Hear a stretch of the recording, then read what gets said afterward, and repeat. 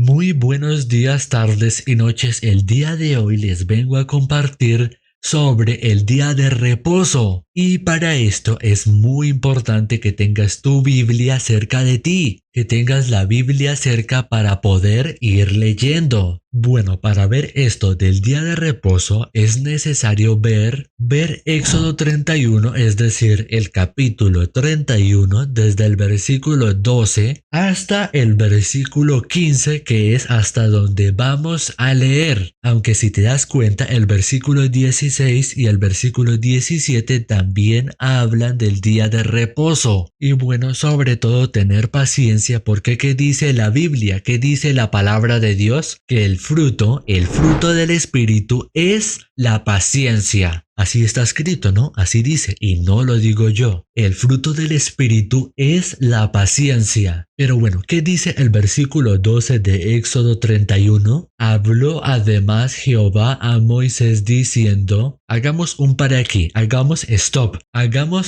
aquí. No falta la persona que no le guste, que no le parezca que uno diga o pronuncie Jehová, o la persona que no está de acuerdo del por qué en la Biblia dice Jehová. Hay personas así que no les gusta que eso que dice Jehová, pero para ese tipo de personas debe de saber que lo que realmente importa es el significado y no, escuchen bien, y no el significado Jehová o Yahvé o Yeshua, no, o en este caso el significado Jehová, no. El significado de Dios, el nombre de Dios está conformado, el nombre de Dios está conformado por 4 letras y esas 4 letras no están en nuestro abecedario, en nuestro idioma hispanohablante. Aunque también hay otros idiomas que también usan nuestro abecedario como el A, B, C, D, F, G, H, I, etcétera, ¿no? Entre otras letras. Pero esas 4 letras que conforman el nombre de Dios están en otro idioma que nosotros no conocemos. Es un idioma que maneja otro país, o no sé si lo manejan otros países. Pero bueno, ese no es el caso. Lo verdaderamente importa para esa persona que le pone problema si en la Biblia dice Jehová o si una persona dice Jehová o si yo digo Jehová. Para ese tipo de personas debe de saber que lo realmente importante es el significado. Ya con esto explicado no es necesario volverlo a decir. Bueno, continuemos en el versículo 12 de Éxodo 31. Habló además Jehová a Moisés diciendo, tú hablarás a los hijos de Israel, perdón, es que no lo puedo decir bien. Entonces ya me entienden, ¿no? Tú hablarás a los hijos de Israel, el versículo 13, diciendo, en verdad vosotros guardaréis mis días de reposo, porque es señal entre mí y vosotros, por vuestras generaciones, para que sepáis que yo soy Jehová que os santifico. Ya hemos explicado en este video lo de Jehová y otros nombres, y no es necesario volverlo a repetir, por lo que realmente importante es el significado. Versículo 14 dice, así que guardaréis el día de reposo, porque santo es a vosotros. El que lo profanare, de cierto morirá, porque cualquiera que hiciere obra alguna en él, aquella persona será cortada de en medio de su pueblo. Versículo 15 dice, 6 días se trabajará, mas el día séptimo es día de reposo, consagrado a Jehová, o mejor dicho, a Dios, para que no se ofendan. Cualquiera que trabaje en el día de reposo ciertamente morirá. Bueno, aquí Dios dio una orden por medio de Moisés a los hijos de Israel, su pueblo, que cuando sea el día de reposo no se tiene que hacer ningún tipo de obra, que no se tiene que hacer nada. Y si la persona hace alguna obra, esa persona moriría. Así dice, ¿no? Así está escrito. Y sería quitado de su pueblo. Todo, absolutamente todo el Antiguo Testamento es sombra de nuestro Señor Jesucristo. Es decir, que todo el Antiguo Testamento habla de nuestro Señor Jesucristo. ¿Qué dice Mateo capítulo 12? Escuchen bien. ¿Qué dice Mateo capítulo 12, versículo 8? Mateo 12, 8 dice, espero que lo estén leyendo conmigo al tiempo, estoy cerca, capítulo 11 y aquí está el 12. El versículo 8 dice, y espero que lo estén leyendo conmigo al mismo tiempo, el versículo 8 dice, porque el Hijo del Hombre es Señor del día de reposo. Lo vuelvo a repetir, porque el Hijo del Hombre es Señor del día de reposo. Si Dios en el Antiguo Testamento da una orden que en ese día no se tenía que hacer nada, ¿por qué mucha gente, por qué muchas personas se esfuerzan por recibir la salvación? ¿Por qué? ¿Por qué se esfuerzan por agradarle a Dios? ¿Por qué lo hacen? ¿Por qué son así? Pero aquí en Mateo 12:8 está diciendo que nuestro Señor Jesucristo es el dueño del día de reposo y que de él se estaba hablando de ese día. Dios estaba diciendo que en ese día no se tenía que hacer ninguna obra. En la Biblia dice que nuestro Señor Jesucristo vino a morir por nuestros pecados. Y así lo dice la Biblia. Y también en la Biblia dice en Primera de Pedro, escuchen bien, en Primera de Pedro capítulo 4 versículo 1 que dice, ahí dice que Jesucristo o el Cristo terminó con el pecado. Eso dice, ¿no? Que nuestro Señor Jesucristo terminó con el pecado, lo pueden buscar. Esto quiere decir que nosotros ya no tenemos que hacer ningún tipo de obra para tratar de ser libres del pecado. Porque ¿de qué pecado vamos a hablar si la Biblia dice que Cristo ya lo quitó? Si una persona se esfuerza por agradarle a Dios, ¿qué dice la Biblia? Esa persona morirá y será cortado de en medio de su pueblo. Pero esperen, paciencia. ¿Qué quiere decir con que morirá? ¿Qué quiere decir? Esto quiere decir que morirá espiritualmente. Eso es lo que quiere decir. Vamos a ir a Romanos capítulo 10. Romanos capítulo 10, el versículo 4 hasta el versículo 7. Espero que lo estén buscando conmigo al mismo tiempo. Romanos capítulo 10, estoy cerca, esperen. Desde el versículo 4 hasta el versículo 7 dice, y espero que lo estén leyendo conmigo al tiempo. El versículo 4 dice, porque el fin de la ley es Cristo, para justicia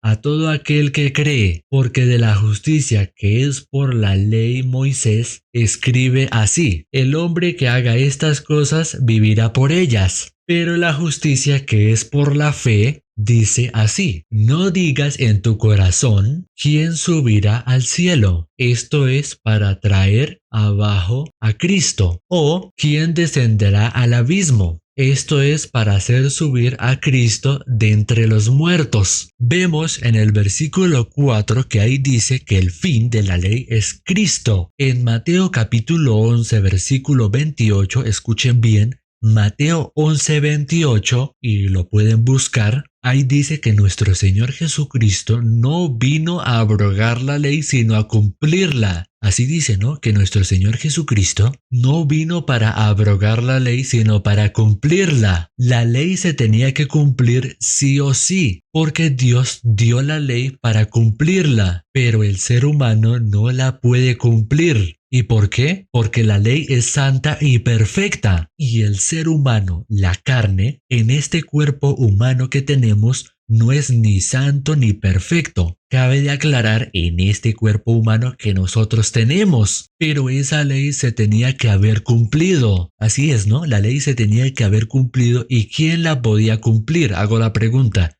¿Quién la podía cumplir? La podía cumplir alguien que fuera santo y perfecto. Y Cristo era el indicado para cumplir la ley. Jesucristo vino a cumplir la ley por nosotros, para que nosotros fuéramos libres de la ley. ¿Qué dice Gálatas 3:10? Lo vamos a buscar. Gálatas 3, versículo 10, ¿qué dice? Lo vamos a estar buscando. Aquí está, Gálatas 3:10 dice, y espero que lo estén leyendo conmigo al tiempo. El versículo 10 dice, porque todos los que dependen de las obras de la ley están bajo maldición. Pues escrito está, maldito todo aquel que no permaneciere en todas las cosas que están escritas en el libro de la ley para hacerlas. Ahora te hago una pregunta a ti. ¿Realmente tú has cumplido toda la ley?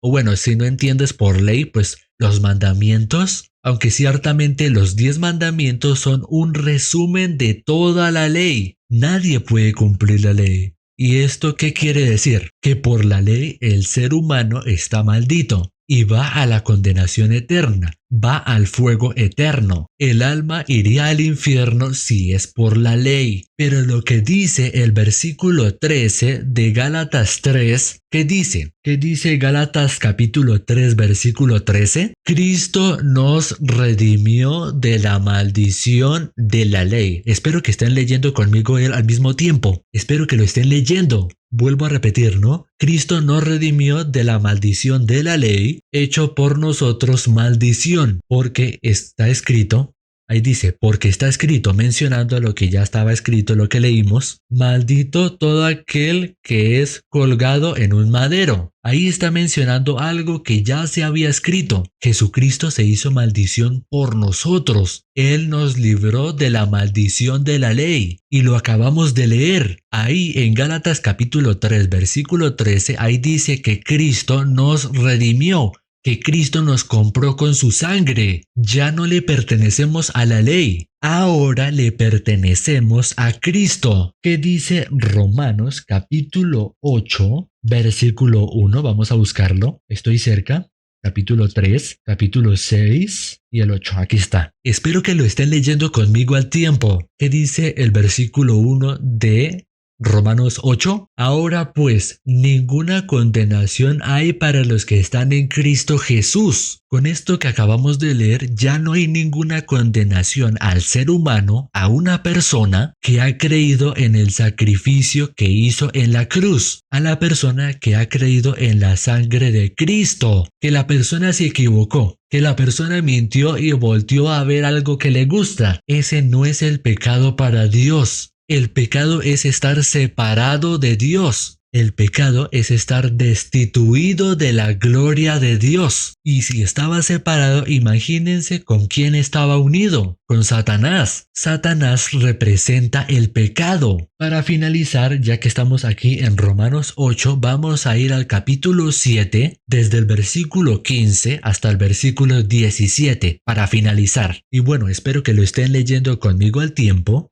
Romanos capítulo 7 desde el versículo 15 hasta el 17. Son solamente 3 versículos. Porque lo que hago no lo entiendo. Pues no hago lo que quiero, sino lo que aborrezco, eso hago. Y si lo que no quiero, esto hago, apruebo que la ley es buena. De manera que ya no soy yo quien hace aquello, sino el pecado que mora en mí. Ahora, tal vez te estarás preguntando por qué una persona mata, o por qué una persona codicia, o por qué una persona roba, o porque una persona maldice. Eso es porque tiene el pecado en su corazón. Eso es, ¿no? Tiene el pecado en su corazón. Pero cuando cree en Cristo, cuando esa persona cree en Cristo, esa persona se une a Dios y esa persona ya no puede hacer eso. Porque Dios ya no se lo permite. Ya no permite que una persona robe o una persona mate. Sabemos que la carne tiende a caer. Tal vez, ojito, tal vez has escuchado que la carne es débil, pero no es así. Es decir, la carne es rebelde. La carne va en contra de la ley. Si la ley va para acá, el cuerpo, la carne, va para el otro lado. Si la ley dice esto, la carne dice lo contrario, dice lo opuesto, hace lo opuesto. Más adelante vamos a explicar eso de qué es la carne, a qué se refiere con la carne, y no la carne con que comemos en el desayuno o en el almuerzo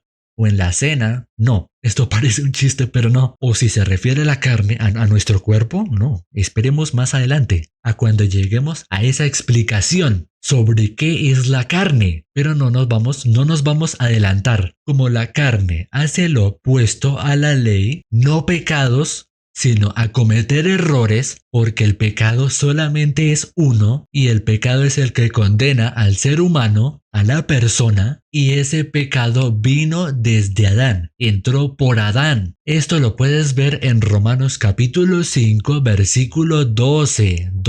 Entonces, una persona puede transgredir la ley, puede fallar la ley, puede fallar en los puntos de la ley, pero ya no tiene condenación. ¿Y por qué? ¿Y por qué tal vez te estarás preguntando? Porque ya está en Cristo. Cristo lo salva de los errores que pueda cometer. Porque una persona no puede tener un cuerpo perfecto, un cuerpo santo, antes de la segunda venida de Cristo. En la palabra de Dios dice que después de la segunda venida de Cristo, dice que recibiremos un cuerpo celestial para poder entrar en el reino de Dios. Y con esto hemos finalizado la explicación del día de reposo.